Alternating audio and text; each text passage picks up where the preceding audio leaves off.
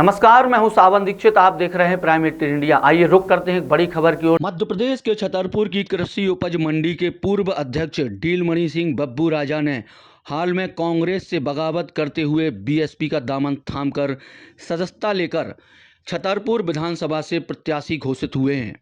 उन्होंने मीडिया से बात करते हुए कहा है कि कमलनाथ पर उन्होंने बड़ा हमला बोला है और उन्होंने कहा है कि कमलनाथ हमें ही छतरपुर विधानसभा से टिकट देने वाले थे और सर्वे में भी हमारा ही नाम आया था।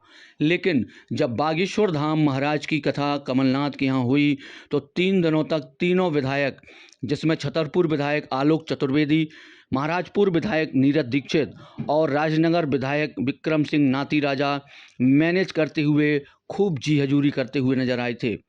यहाँ तक कि उन्होंने ये भी कहा है कि कथा में टेंट, खाने पीने का खर्च भी किया है, जिसमें करोड़ों रुपए जितना भी लगा है इन्हीं लोगों के द्वारा लगाया गया है। जिसके बाद पूर्व सीएम कमलनाथ का मन बदल गया और जो पहले कमलनाथ कह रहे थे कि बब्बू राजा टिकट तुम्हें ही देंगे, उसके बाद टिकट देने से इनकार कर दिया और कहा कि सिटिंग विधायक के टिकट कैसे काट सकते हैं।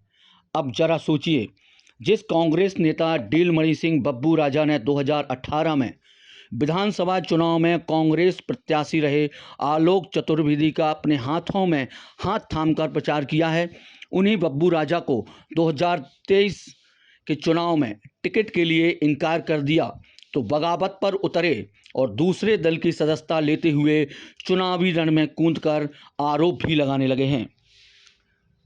हुआ क्या, कमलनाथ जी तो मेरे को टिकट देने के लिए बिल्कुल तैयार थे। अभी कुछ समय पहले विधायक जी के इधर टूर्नामेंट हुआ था विधायक जी के यहाँ पे, तो वहाँ भाजपा समर्थक का सभी का सम्मान हुआ था। मुझे कोई ऐसे कांग्रेसी नहीं दिखे जहाँ कोई सम्मान हुआ हो, केवल भाजपा समर्थकों का सम्मान हुआ। वो शिकायत कमलनाथ जी के पास पहुँची। मैं भी पज्जन जी के साथ गया था कमलनाथ जी के पास। कमलनाथ जी बोले पज्जन जी जल्दी करो जल्दी। बोले कहा कह रहे साहब आप? बोले मैंने सुना आप भाजपा में जाने वाले हैं। बोले जाने को कह दिया था आपसे कि हम भाजपा में जाने वाले हैं, ऐसे ही कह दो करत। तो ये बात चली वहाँ से। फिर विकल्प ढूंढा कमलनाथ जी ने, विकल्प ढूंढा कि छतरपुर में कौन विकल्प है, ये तो भाजपा में जा रही है, ठीक। तो वहाँ ऑफिस से कुछ लोग मेरे पास पहुँचाए और विकल्प के रूप में उन्होंने हमसे कहा बब्बू राजा उतर जाओ मैदान में। मैंने लिखाई पढ़ाई की और पूरे मैदान में दमखम से उतर गया मैं, और मुझे पूर्ण विश्वास था कि अब कमलनाथ जी टिकट मुझे ही देंगे। इसके बाद एक कथा हुई कमलनाथ जी के यहाँ पे, बागेश्वर धाम जी कमलनाथ जी के इधर पहुँचे और वो मैनेज करके ले गए।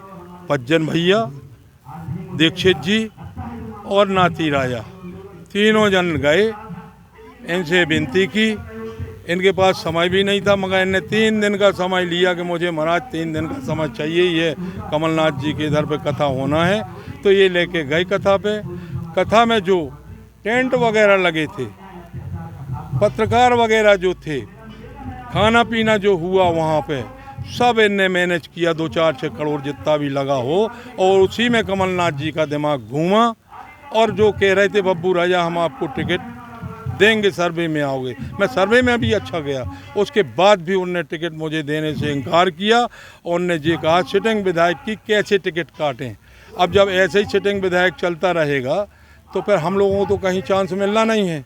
तो हमने भी सोचा कि अब कुछ देखो। अब बागेश्वर धाम को ये मना के ले गए बागेश्वर धाम ने कथा की, तो अपने आप उनने कह दिया जी तीनों सही हैं, सिटिंग विधायक हैं, अब इनको टिकट देना ही है। नहीं, कांग्रेस में तो इन्वॉल्व नहीं है वो भाजपा वाले भी बुलाते हैं तो वो वहाँ भी कथा करते हैं, कांग्रेस वाले बुलाते हैं तो वो वहाँ भी कथा करते हैं।